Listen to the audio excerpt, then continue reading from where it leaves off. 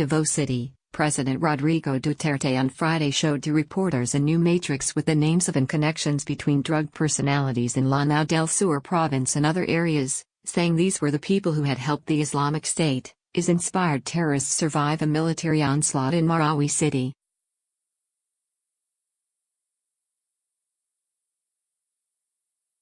Mr. Duterte said the politicians and other personalities in the matrix funneled funds to the Maute group and their allies before and during the battle, which entered its fourth month on Saturday.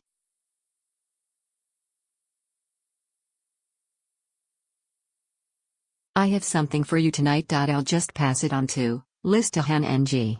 Young Pano, the list, how it's done, Mr.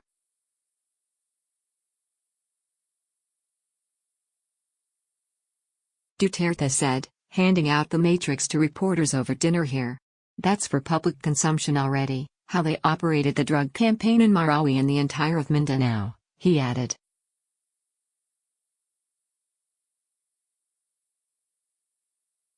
The president said the operation of the group and the others linked to the drug operation was the reason I said Mindanao and the Visayas almost fell into the hands of a narco-state.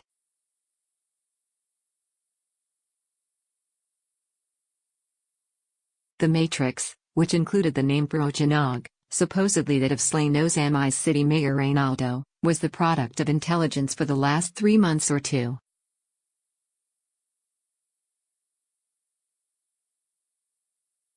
Projanog was killed along with his wife Susan, brother Octavio Jr., sister Mona and 11 others in a police raid in Ozami's on July 30.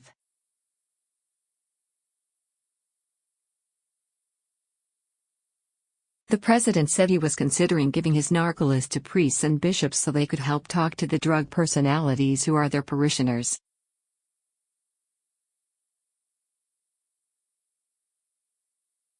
These priests, they easily condemn the government's war on drugs. You, priests, go to these people and tell them to stop already.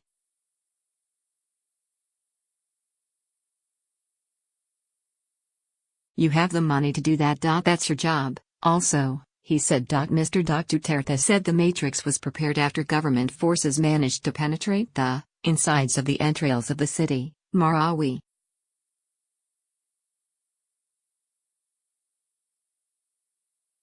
The names included former Marawi Mayor Solitar Yoali, his brother Fahad Salak, and his son Arafat, 3 of them unsuspected by the military of helping the Maute group prepare for a long battle in the city.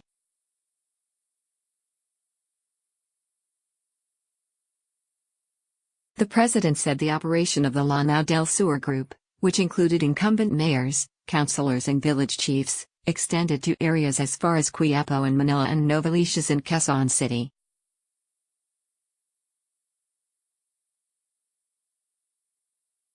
Until now, the Maute group and their allies are.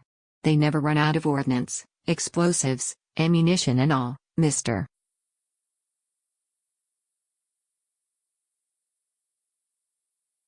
Duterte said. You know, in the illegal drug trade, whether or not you want to believe it, always the driving force is greed and power, money, he added.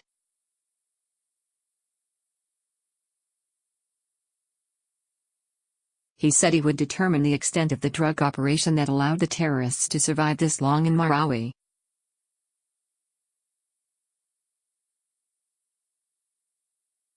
Until now, it's still not clear. It remains to be something like they are just there fighting.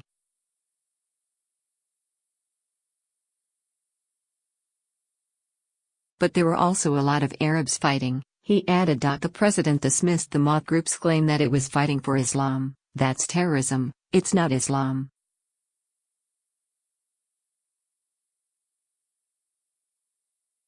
It is not the work of a believer of Islam. I should know that. You know my roots. Stressing that nobody wins in battle, he said the military's final offensive in Marawi was not directed against Muslims.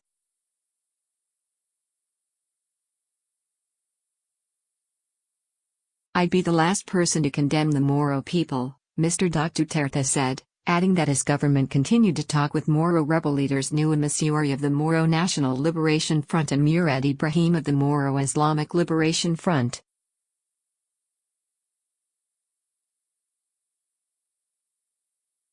Just like in Marawi, we will never win there. They're all Filipinos. But it was, because of an alien ideology, that of the is, that drove them to some kind of a devil's den.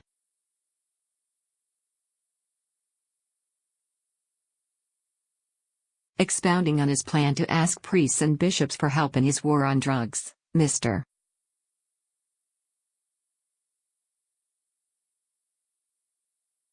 Duterte said the clergy also needed to know who among their parishioners were into drugs.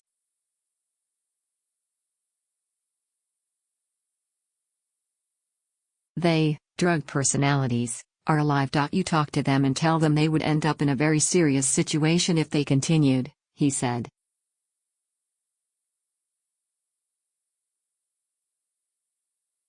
Also talk to the barangay captains, involved in drugs. The Catholic Church has been highly critical of the administration's anti-drug campaign, which has claimed the lives of thousands.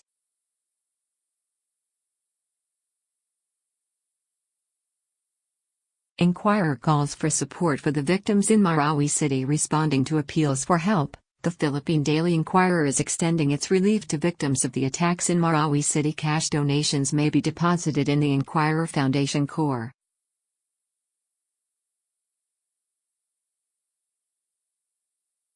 Banco de Oro, BDO, current account number 007960018860. Inquiries may be addressed to Inquirer's Corporate Affairs Office through Connie Kalagayan at 897-4426, Kalagayan at Inquirer.